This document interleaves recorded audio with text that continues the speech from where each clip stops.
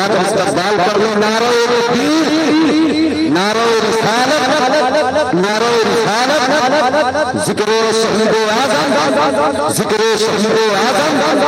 نعرہ تکبیر، نعرہ رسالت، نعرہ حیدری۔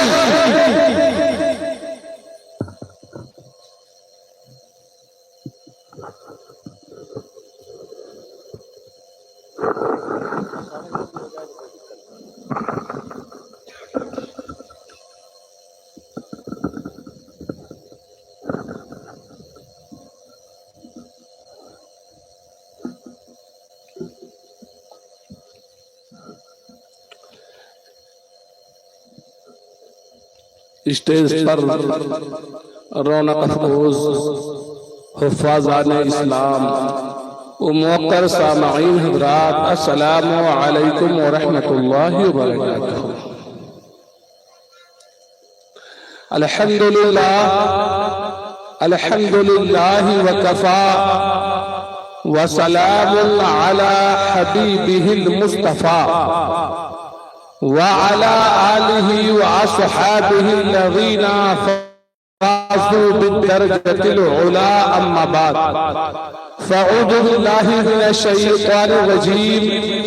بسم الله الرحمن الرحيم، ولا تقولوا لمن يقتل في سبيل الله أموات بل أحياء ولكن لا تشعرون، صدق الله مولانا العظيم وصدق رسوله النبي الأمين المعين المكين الكريم، ونحن على ذلك لمن الشاهدين والشاكرين، والحمد لله رب العالمين۔ آئیے کچھ عرض و معروف کو پیش کر ہم تمامی لوگ مل جل کر آقائے نعمت، دریائے رحمت، روحی فدا جناب محمد مصطفیٰ صلی اللہ علیہ وسلم کی بارگاہ میں درود شریف کا نذرانہ پیش فرما لیں۔ اللہم صلی علی سیدنا شفیعنا حبیبنا نبینا کریمنا بارک وسلم صلاۃ و سلاما علیک یا رسول اللہ صلی اللہ علیہ وسلم۔ امام حسین شہید کربلا رضی اللہ تعالی عنہ کے آواز آپ کے اقربا، آپ کے احبا کی شہادت کا تذکرہ ہوا۔ ہم نے کل ہی بیان کیا تھا کہ امام حسین کے جملہ رہنما نے، آپ کے قریبیوں نے، آپ کے عزیزوں نے، آپ کے رشتہ داروں نے یہ واضح کر دیا کربلا کے میدان میں کہ جو حق کے لیے لڑتا ہے وہ مٹتا نہیں ہے، جو حق کے لیے اپنی جان دیتا ہے وہ گمنام نہیں ہوتا ہے، جو اسلام کی بقا کے لیے کوششیں کرتا ہے اللہ اسے بلندیاں عطا فرما دیتا ہے، اسے ترقی اللہ لا شریک عطا فرماتا ہے۔ چنانچہ وہ تمام لوگ اپنی جان کا نذرانہ پیش کرتے ہوئے اور پوری دنیا کو پیغام دیتے ہوئے کہ شہیدان کرب و بلا کا خون لاحق رنگ لائے گا، شہیدان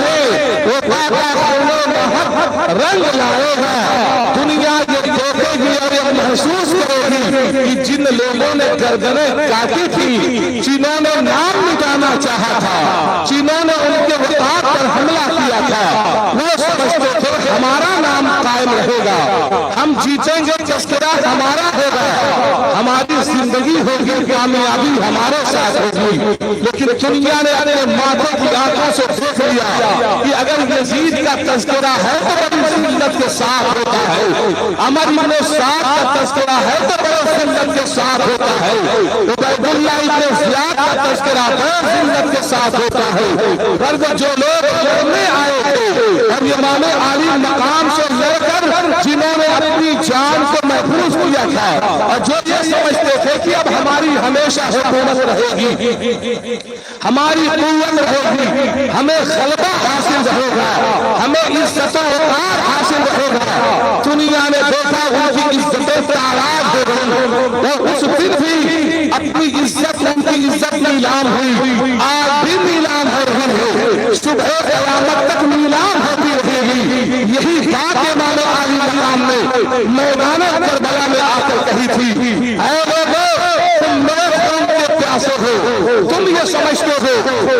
شہید کر دو گے تو تمہارے لیے ترقی کی راہیں کھل جائے گی، تم کامیاب و کامرا ہو جاؤ گے، تمہیں بلندی مل جائے گی، لیکن یاد رکھنا،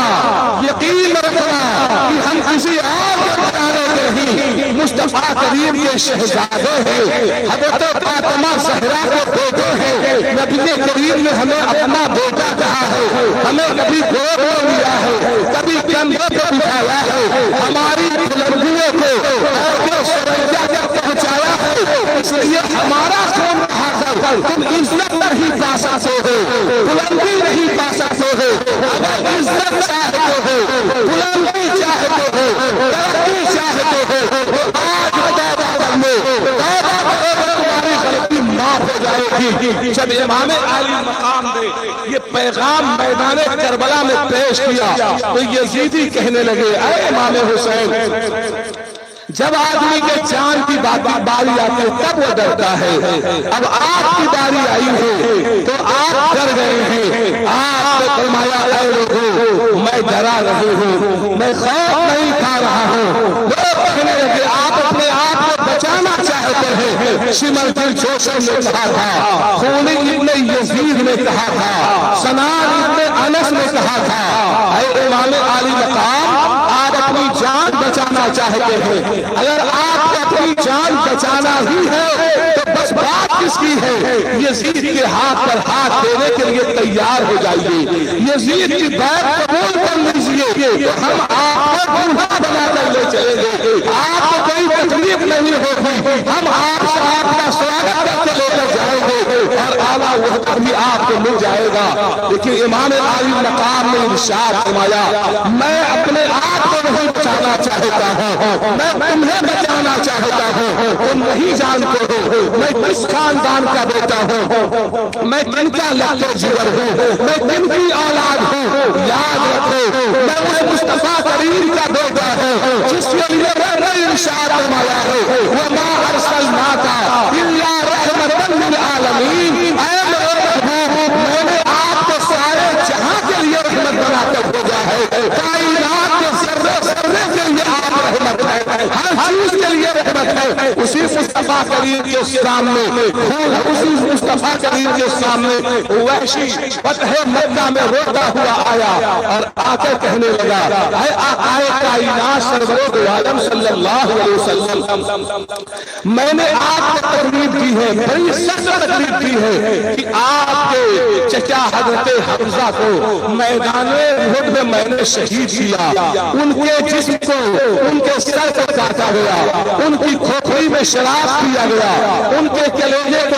کچا چبایا گیا، یہ سارا کام ہوا اس میں میرا ہی ہاتھ تھا کہ میں نے آپ کے چچا کو شہید کیا۔ اللہ کے رسول کیا میری غلطی معاف ہو سکتی ہے، کیا یہ غلطی معاف ہو جائے گی؟ مصطفیٰ کریم نے نہیں فرمایا اے وحشی تیری غلطی نہیں معاف ہو سکتی ہے، تو نے بہت بڑی غلطی کر دی ہے، میرے چچا کو شہید کیا۔ یہی آقا فرماتے ہیں لا الہ الا اللہ محمد رسول اللہ، کلمہ طیبہ پڑھ لو تیری غلطی معاف ہو جائے گی۔ چنانچہ وحشی کی غلطی مصطفیٰ کریم نے معاف فرما دی، اسی کے بعد بھی تھوڑی ہی دیر گزری تھی، ہندا روتی ہوئی آقا دو عالم کی بارگاہ میں آتی ہے اور آ کر کہنے لگی، اے اللہ کے رسول میں دنیا کی بڑی ذلیل اور رذیل عورت ہوں، دنیا کبھی میرا تذکرہ بھلائی کے ساتھ نہیں کرے گی، کیونکہ میں نے آپ کے چچا حضرت حمزہ کی کھوپڑی میں شراب پیا ہے، ان کے کلیجے کو کچا چبایا تھا، یہ سب گناہ میں نے کیے ہیں، لیکن کیا میری غلطی معاف ہو سکتی ہے؟ تو مصطفیٰ کریم نے نہیں فرمایا اے ہندا تیری غلطی معاف نہیں ہو سکتی، تو نے بہت بڑی غلطی کی، نہیں آقا فرماتے ہیں کلمہ پڑھ لے تیری غلطی معاف ہو جائے گی۔ یہ امام حسین فرماتے ہیں میں اسی نبی کا شہزادہ ہوں، اسی نبی کریم نے مجھے اپنا بیٹا کہا ہے، تم نے میرے رشتہ داروں کو شہید کیا،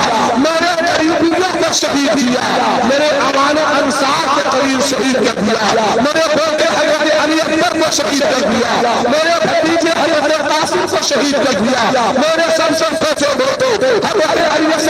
کو شہید کر دیا۔ لیکن یاد رکھ لو ابھی میدان میں میں کھڑا ہوں، میں تم سے کہتا ہوں اگر تم آج توبہ کر لو گے، آج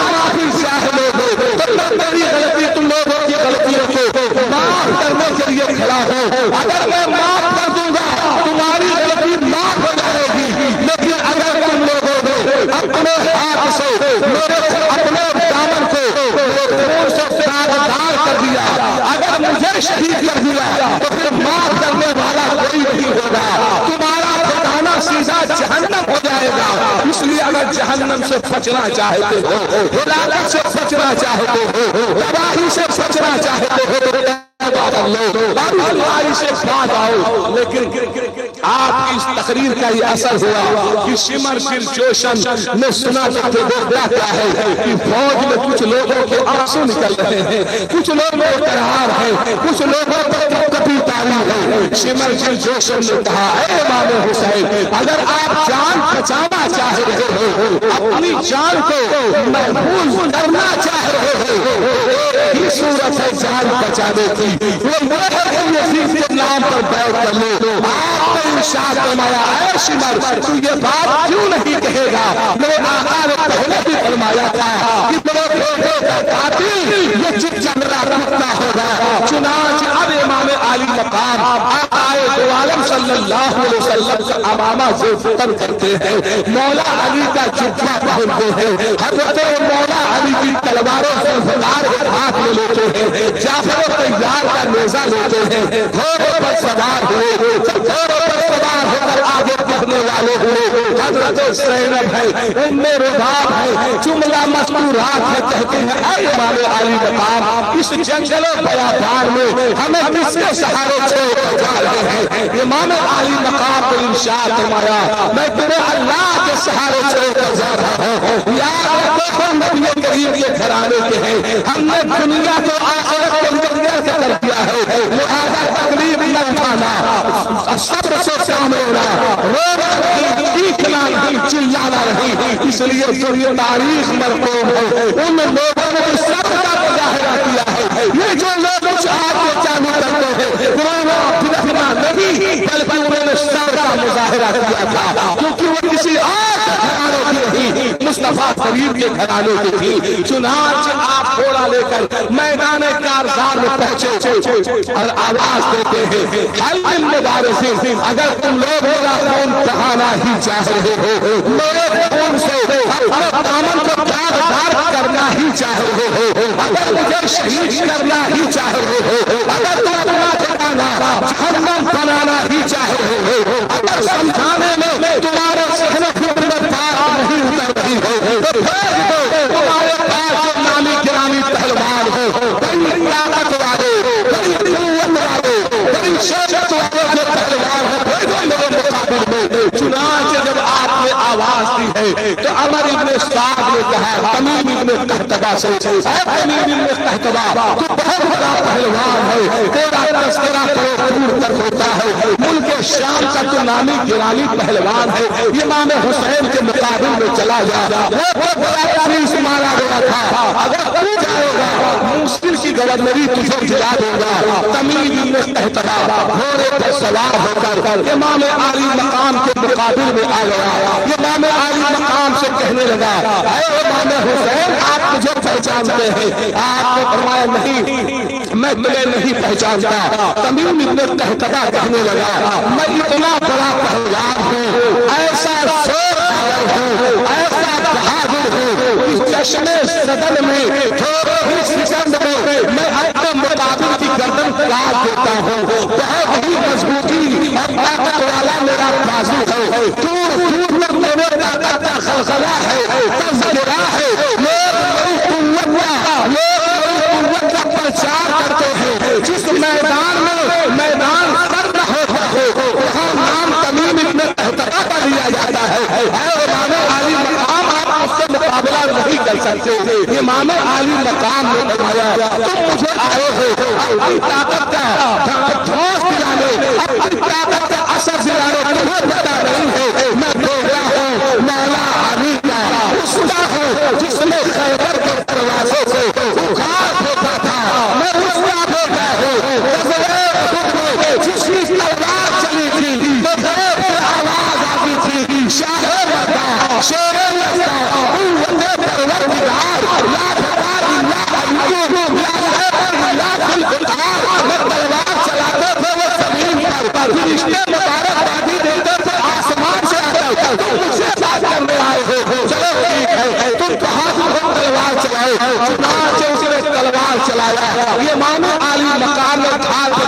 تلوار ہوتی اور دوسرا حملہ ایسا جاری کیا کہ اس کی گردن دور جا کے کٹ کے گری اور آواز دینے لگے حل من مبارزی، کون ہے جو میرے مقابل آئے، کون ہے جس کے اندر جرأت ہے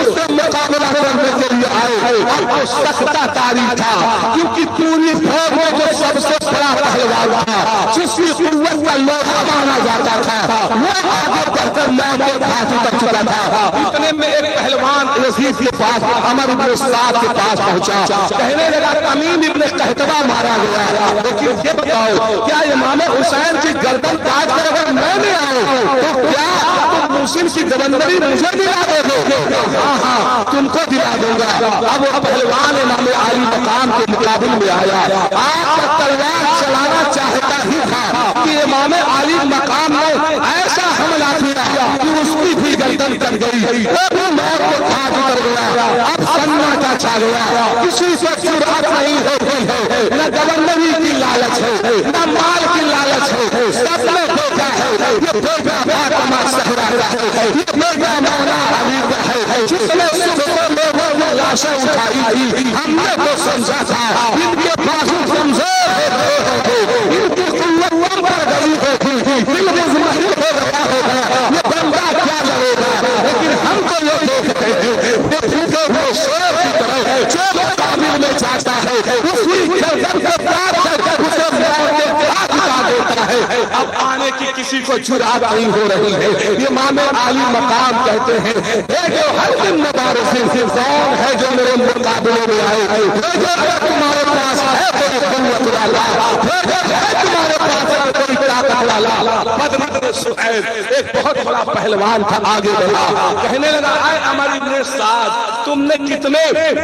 ناتجربہ داروں کو امام عالی مقام کا مقابلہ کرنے کے لیے بھیج دیا، تم نے ان لوگوں کو بھیجا وہ مارے گئے، سب کو میں نے دیکھا ہے، سب اپنی غلطی سے مارے گئے ہیں، بے توجہی کی وجہ سے مارے گئے، مجھے بھیج دو. عمر بن سعد کہتا ہے اگر جانا چاہتے ہو تو ہم تو یہی کہہ رہے ہیں کون جاتا ہے. بدر سہیل بہت بڑا پہلوان تھا، آپ کے مقابل میں آ گیا، لیکن امام عالی مقام نے ایک ہی بار کیا اس کی بھی گردن کٹ گئی. اب کون تھا جس کی جرأت ہو جو تنہا امام عالی مقام کے مقابل میں آئے، آپ نے تلوار چلانا شروع کیا ہے، کبھی مقدمہ پر کبھی میسرہ پر کبھی آپ میمنہ پر حملہ کرتے جا رہے ہیں، آگے بڑھتے جا رہے ہیں،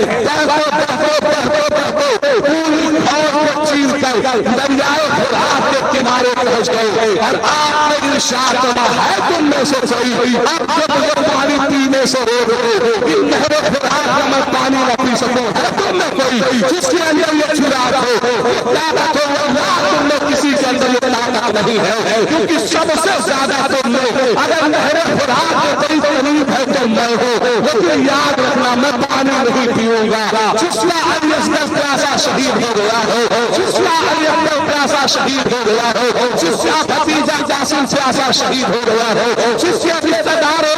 پیاسے شہید ہو گئے ہو، وہ پانی کیا پیے گا؟ میں پانی نہیں پی سکتا. چنانچہ لڑتے جاتے ہیں، کشتے پہ پشتے لگاتے جاتے ہیں، مقابلہ ان کا کرتے جاتے ہیں، آگے پیچھے چڑھتے جاتے ہیں، لیکن وہ تلوار امام حسین نہیں ہے. تلوار آتے رہے، تلوار نہ رک سکی، لوگوں نے بھیڑ ہوئی، تلوار نہ رک سکی، لوگوں نے نیزے سے حملہ کیا، تلوار نہ رک سکی، لوگوں نے آپ کو تلواروں سے گھیرا، لیکن آپ کی تلوار نہ رکی. لیکن جب مؤذن کی آواز آپ سنتے ہیں، مؤذن کہتا ہے حی علی الصلاۃ، آؤ نماز کی طرف، آؤ نماز کی طرف. تو امام عالی مقام جن کی تلوار نہ رکی تھی،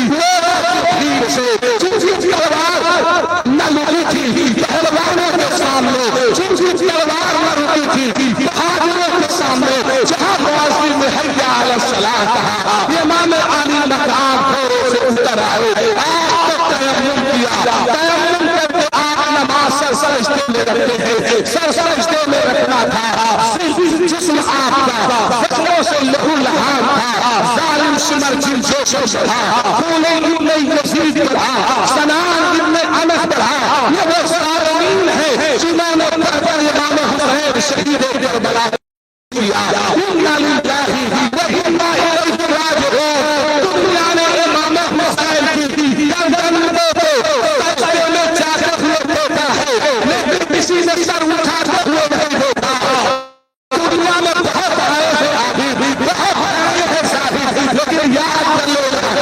نے سجدہ کیا ہے ایک رات کا، اسی نے سجدہ کیا ہے دو رات کا، اسی نے سجدہ کیا ہے تین رات کا، لیکن امام حسین نے سر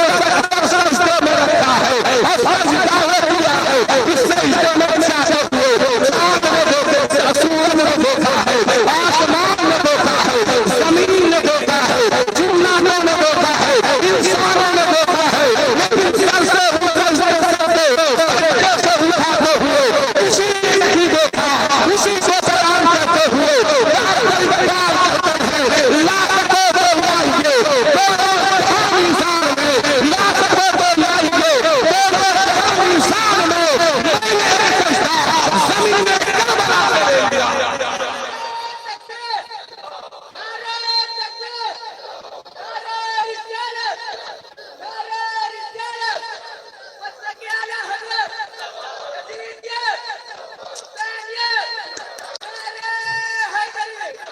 امام حسین تو شہید ہو گئے، لیکن ہم کہتے ہیں اے امام علی مقام قوم توحید ہے، تیری شہادت ہے حسین، قوم توحید ہے، تیری شہادت ہے حسین، تو نہ ہوتا تو نہ رہ جاتی، صداقت ہے حسین، تیری قربانی نے زندہ کر دیا اسلام کو،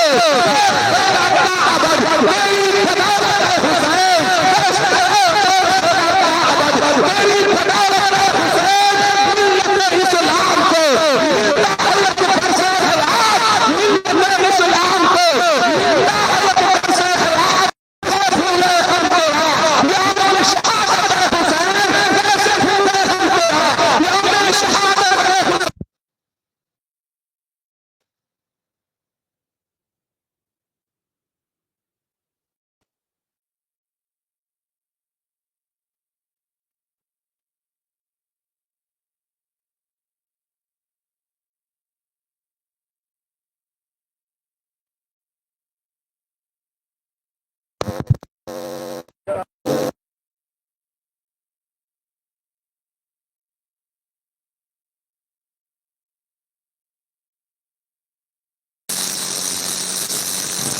ہلو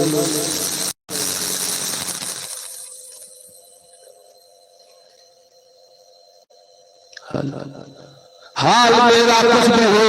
پر عقیدہ ہے یہی، بخشوائے ہمیں تیری محبت ہے حسین، بخشوائے ہمیں تیری محبت ہے حسین۔ یہ ظالموں نے شہید کیا تھا، سمجھا یہ تھا کہ آپ کو شہید کر کے آپ کو مٹا دیں گے، لیکن انہوں نے نیزے پر امام علی مقام کے سر کو شہید کرنے کے بعد بلند کیا۔ ہم کہتے ہیں اے عزیزیو، تم لوگوں نے جس لیے بھی نیزے پر سر بلند کیا ہے، ہمارا ایمان کہتا ہے یہ امام حسین شہید ہے، یہ پیغام دے کر دنیا سے چلے گئے کہ یاد رکھو جو اللہ کی راہ میں مارا جاتا ہے، جو اللہ کی راہ میں اپنی جان قربان کرتا ہے، جو اللہ کی راہ میں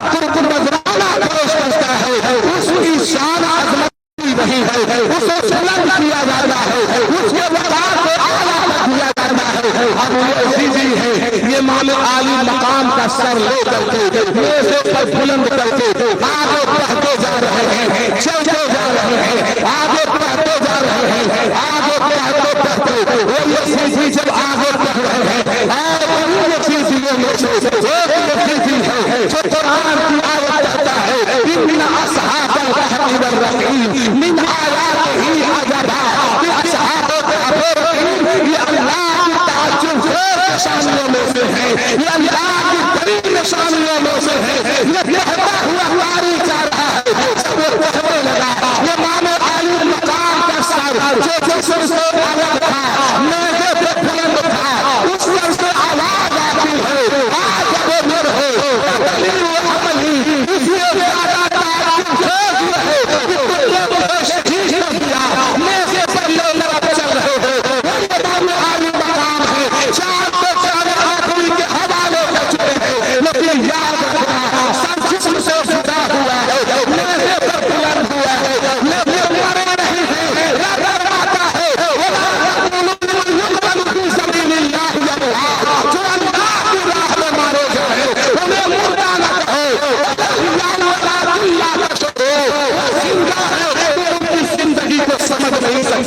अल्लाह उन्हें इंतजार उनके खाने का भी करता है, उन्हें जिलाने का भी करता है। तो उनकी जिंदगी को जान नहीं सकते, उन्हें रिस्क भी दिया जा सकता है, तो उन्हें पहचान नहीं सकते। चुनांचे इमाम आली मकाम का सर लेकर और आपके घर की तमाम मस्तूरात को लेकर उन सालिमों ने एक काफिला बनाया, काफिला बनाकर चलने लगे। जब हजरत हुसैन की नजर इमाम आली मकाम के कहते हुए जिस्म पर पड़ी थी तो उन्होंने कहा या वल्लाह या मुहम्मद, हाय अल्लाह मोहम्मद अरबी खबर पूरी कीजिए, याद रखो ये करबला के हालात यहाँ तो ये आलम है, मैंने पहले बताया था। आप आए हैं आलम में इंशाअ फरमाया हुसैन को तकलीफ देगा, वो मुझे तकलीफ देगा, आप देखो इमाम हुसैन को तकलीफ देगा। नबी करीम को कैसी तकलीफ हुई, हजरत सलमा बयान करती है, हजरत मैं आई, मैंने देखा हजरत सलमा रज़ियल्लाहु तआला अन्हा उम्मुल मोमिनीन बैठी है और सारे कतार रो रही हैं। जब मैंने रोता हुआ देखा, बेकरार देखा, तो मैंने कहा क्या हो गया है, आंसू क्यों बहा रही है, किसकी तबीयत खराब है? उन्होंने कहा हुआ ये है कि मैं सो रही थी, अचानक मैंने नबी करीम को देखा, आपके दाढ़ी पर गर्दो गुबार है, आपके चेहरे पर गर्दो गुबार है, हाथ में शीशी है जिसमें खून है। मैंने कहा अरे सरवरे दो आलम सल्लल्लाहु अलैहि वसल्लम ये कैफियत कैसे हो गई? आकाए कायनात के इरशाद फरमाया मैंने तुम्हें मिट्टी दी थी, देखो दूर हो गई, मेरा बेटा मैदान करबला में शहीद हो गया। चुनांचे हजरत अब्बास रज़ियल्लाहु तआला अन्हु को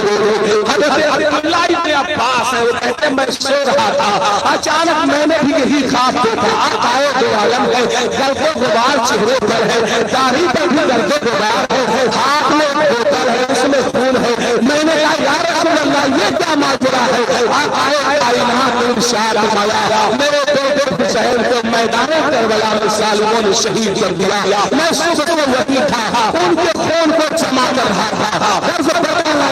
ये नबी करीम को तकलीफ हुई है, याद रखो मुस्तफा करीम को अगर तकलीफ हो गई तो अल्लाह को तकलीफ होती है, और अल्लाह को तकलीफ होना ये जहन्नम में ठिकाना बनना है। इसलिए हम यकीन के साथ कहते हैं, पूरे आदमी के साथ कहते हैं, जिन जालिमों ने इमाम हुसैन शहीद करबला को शहीद किया है, आपको तकलीफ हुई है, जिन्होंने आपको परेशान किया है, यकीन का ठिकाना जहन्नम है, वो उसी के खिलाफ तबाह होने वाले हैं। जब इमाम आली मकाम का सर उबैदुल्लाह इब्न ज़ियाद के पास लाया गया, उबैदुल्लाह इब्न ज़ियाद लकड़ी की छड़ी लेकर आपकी जुबान को मारता था और कहता था, इसी जुबान से तो यजीद की बैत का इलाज करते थे। वही बड़े सहाबी रसूल बैठे हुए थे, कहने लगे आए उबैदुल्लाह इब्न ज़ियाद,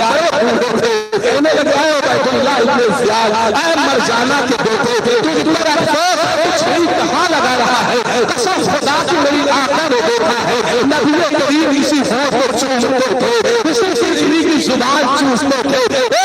तुझे मालूम नहीं है क्या इस दुनिया में तू हमेशा रहेगा, क्या तू दुनिया में हमेशा रहने आया है? अरे बताओ हो जो मरा रही है, बता तेरा हासिल क्या होने वाला है, तू किस तरह हलाक होगा, तुझे चला रही है। वो कहने लगा अगर तुम नबी करीम के सहाबी रहोगे तो आज तुम्हारी भी गर्दन कटवा देता। सहाबी रसूल ये कहते हुए चल पड़े, तुझे सहाबी रसूल का एहसास है, मुस्तफा का एहसास नहीं है, नबी करीम के निवासों की फिक्र उनके घराने की फिक्र नहीं है। अब वो सर लेकर आगे बढ़ते जा रहे हैं। उबैदुल्लाह इब्न ज़ियाद ने आर्डर किया है इनके सर को लेकर यजीद के पास पहुंचाया जाए। लेकर जा रहे थे, ये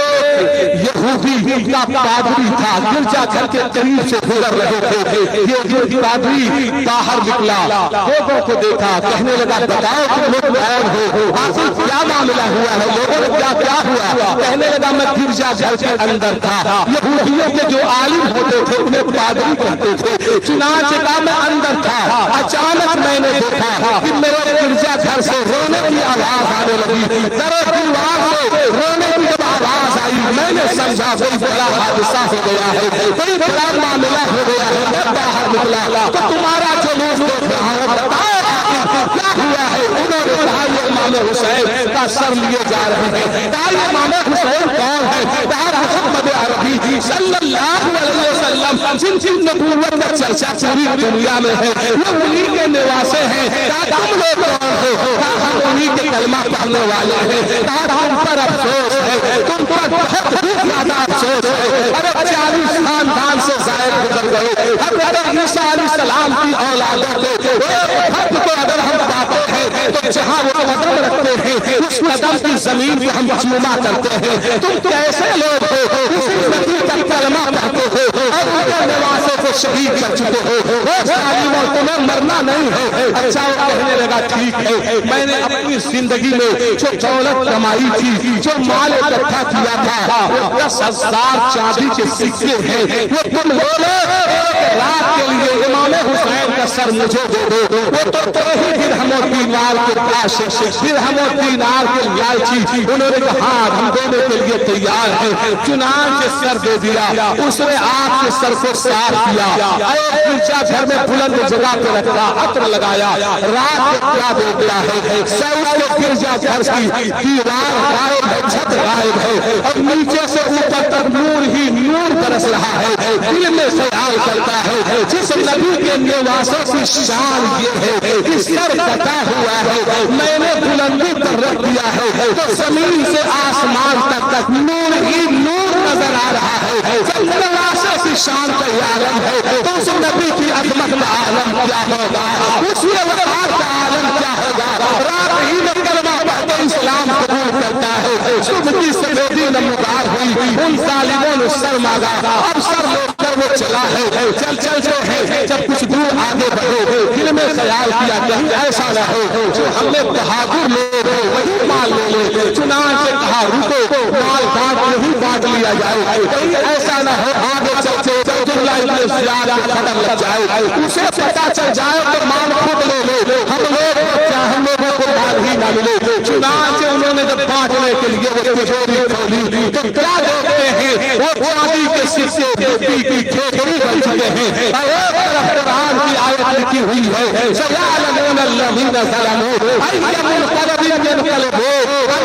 जालिम लोग जान जाएंगे कि कौन सी करवट मलका खाते हैं। लिखा हुआ था क्या जालिम लोग ख्याल करते हैं कि अल्लाह उससे काफी कर रहे हैं। चुनांचे आगे बढ़ते हैं, एक पहाड़ी के करीब से गुजरे, देखा उस पर लिखा हुआ था क्या जो लोग जिन्होंने इमाम हुसैन को शहीद किया है क्या वो उम्मीद में है कि उनके नाना उनकी शफाअत करेंगे या इतना उनकी शफाअत नहीं हो सकती। उसी तरह आगे बढ़ते जाते हैं। मुख्तसर में अर्ज करो आगे बढ़ते गए, बड़े सहाबी रसूल हैं, आप बयान फरमाते हैं मैं दमिश्क में था, अचानक मैंने देखा लोगों की भीड़ है, लोगों में तादाद बढ़ी हुई है, लोगों का मजमा लगा हुआ है, कहीं ढोल बजाई जा रही है, कहीं ताशे बजाए जा रहे हैं, कहीं लोग खुशियां मना रहे हैं, ताशा बजाने वाले बजा रहे हैं। मैं बड़ा हैरत ज़दा था कि कोई खुशी का मौका नहीं है।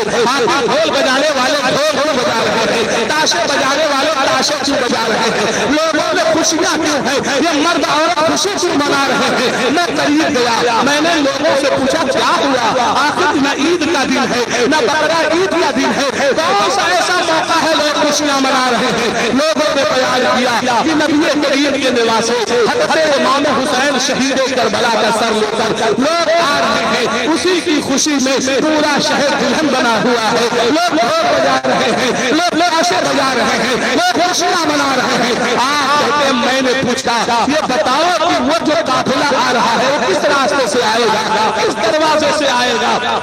पहले शहर में दरवाजे बने होते थे, रात को बंद कर दिए जाते थे, लोगों ने बताया बाबू शाह से आएगा। हज़रत शहर कहते हैं मैं पहुंच गया, देखा वाकई काफिला चला आ रहा है। जब इमाम हुसैन का सर कटा हुआ देखा, कलेजा मुंह को आया। जब मैंने हज़रत ज़ैनब को देखा और आपकी शहजादियों को देखा तब मैं ज़ारों-तार रोने लगा, मैं बिलखने लगा, मेरा आंसू थमने का नाम नहीं लेता था। इतने में हज़रत सकीना ने मुझे देख के कहा ऐ बंदे खुदा तू कौन है। सारे लोग खुशियां मना रहे हैं, सारे लोग खुश हैं हमारी बर्बादी पर, लेकिन आखिर तू कौन है, तुझे क्यों गम है, तू आंसू बहाता है।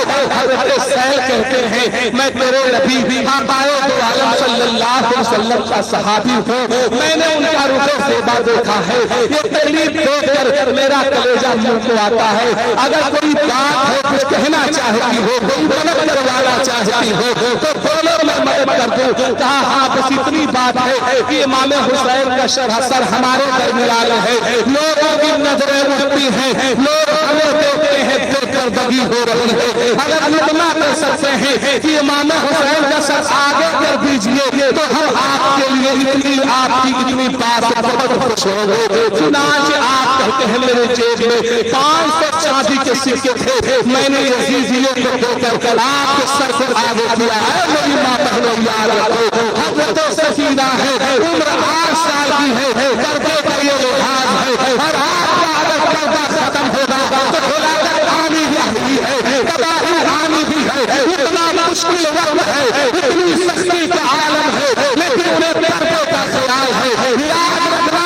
اگر جنت میں جانا چاہتی ہو، اگر حضرت سکینہ کی قریب بننا چاہتی ہو، اگر حضرت زینب کی قریب بننا چاہتی ہو، اگر یہ چاہتی ہو کہ دنیا سے جائے اس حال میں کہ زبان پر کلمہ جدا ہو اور تمہارے لیے دنیا و آخرت میں کامیابی ہو تو پردے کا خیال رکھتے رہنا۔ یہ امام حسین شہید کربلا نے اذان کی آواز سن کر کے اپنی جان قربان کر کے دنیا کو اپنے سے دیا ہے۔ اے لوگوں کچھ ہو جائے نماز نہ چھوڑو، نماز کامیابی دینے والی ہے، ترقی دینے والی ہے۔ یہی پیغام تھا امام حسین کا جو آپ نے میدان کربلا میں پیش کیا۔ جب یزید کے سار آپ کے پاس پہنچا، یزید آپ کے سر کو دیکھ کر رونے لگا۔ لوگوں نے بیان کیا یہ رونا دھونا اس لیے تھا، وہ یہ سمجھتا تھا کہیں ایسا نہ ہو حکومت بدل جائے، میں تباہ ہو جاؤں۔ غرض کہنا یہ ہے یہ امام حسین نے اپنی جان اللہ کے لیے قربان کر کے سجدے میں اپنے آپ کو قربان اپنی قربانی پیش کر کے وہ سجدہ کیا ہے، وہ سجدہ کیا ہے۔ حسین نے ایسا سجدہ کیا ہے اللہ اکبر، جس سجدے کا سجدے کو بھی نام ہے، جس کی عظمت کا خطبہ آج بھی پڑھا جاتا ہے، کل بھی پڑھا جاتا رہے گا۔ چنانچہ میں بیان کر دوں جناب حافظ تابر صاحب اور آپ کے ساتھ امام صاحب اور جملہ کمیٹی کے لوگ اور جناب عباس صاحب اور بہت سارے لوگ جنہوں نے بڑی کوششیں، بڑی محنتیں، بڑی رغبت کے ساتھ، بڑی کوششوں کے ساتھ اور ان کے جملہ قربا اور قریبیوں نے اپنی لگن کے ساتھ امام حسین کی یاد کی یہ محفل قائم کی ہے۔ اللہ تبارک و تعالیٰ ان کی کوششوں میں، عظمتوں میں، رحمتوں میں اور بلندیاں عطا فرمائے اور برکتیں عطا فرمائے۔ لیکن یاد رکھنا یہ امام حسین سے محبت کرتے رہنا،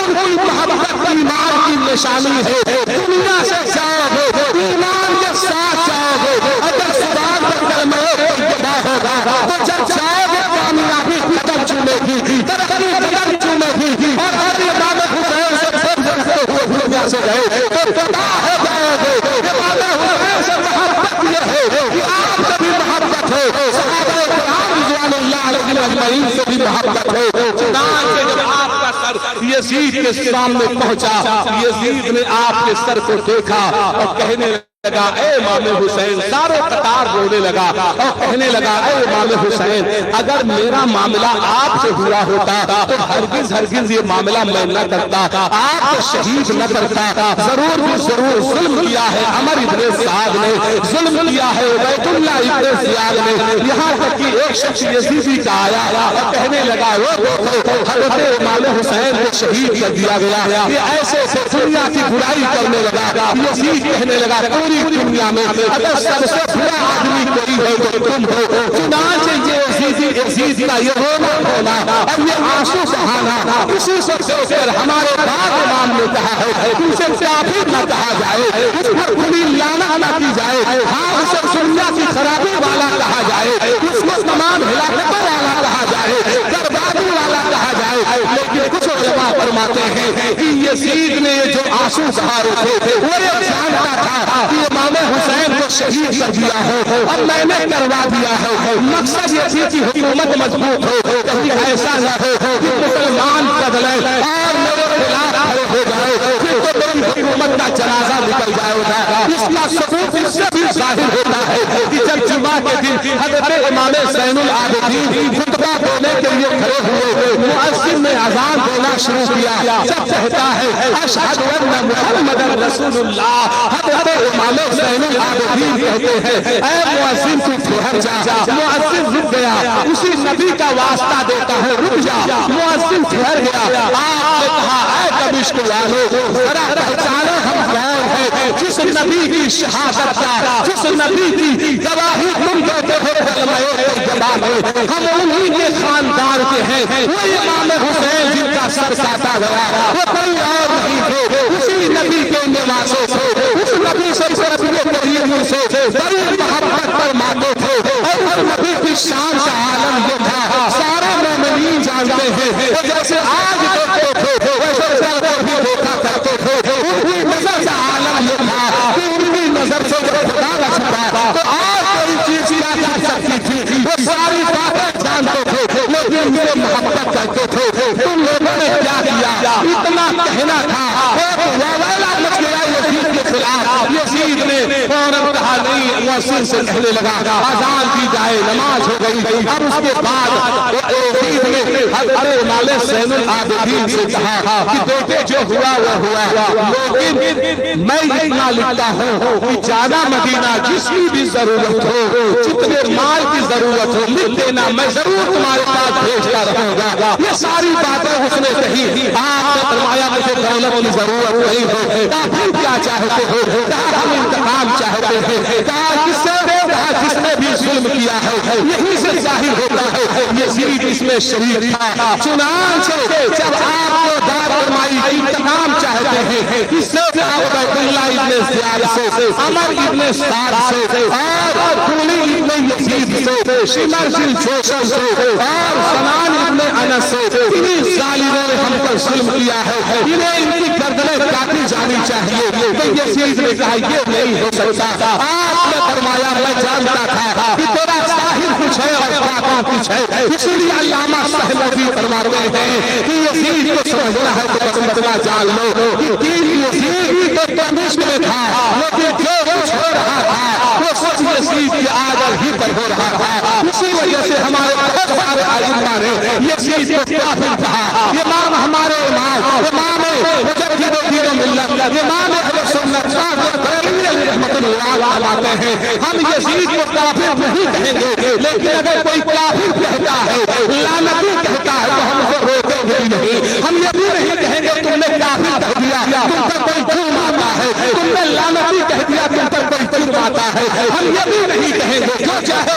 ہم اپنی زبان روکتے ہیں، غرض کو ماننا ہوگا، یزید ظالم تھا، شادی تھا، وہ سمجھتا تھا حکومت قائم رہے گی، لیکن تاریخ شاہد ہے 4 سال بھی نہیں گزر پائے تھے کہ وہ یزید بھی موت کو کھا گزر گیا، کیونکہ دنیا نے جانا ہے جو ظلم کرتا ہے وہ زیادہ دن تک ٹکتا نہیں ہے، اللہ نے اسے خلاف فرمایا، امام حسین کا نام کل بھی زندہ تھا، آج بھی زندہ ہے، صبح قیامت تک زندہ رہے گا، اللہ تبارک و تعالیٰ سے دعا ہے اللہ کے کائنات ہم سب کو امام حسین کا سچا سچا غلام بنائے اور آپ کے طریقے پر زندگی گزارنے کی توفیق و رفیق عطا فرمائے، وما علینا الا البلاغ المبین برحمتک یا ارحم۔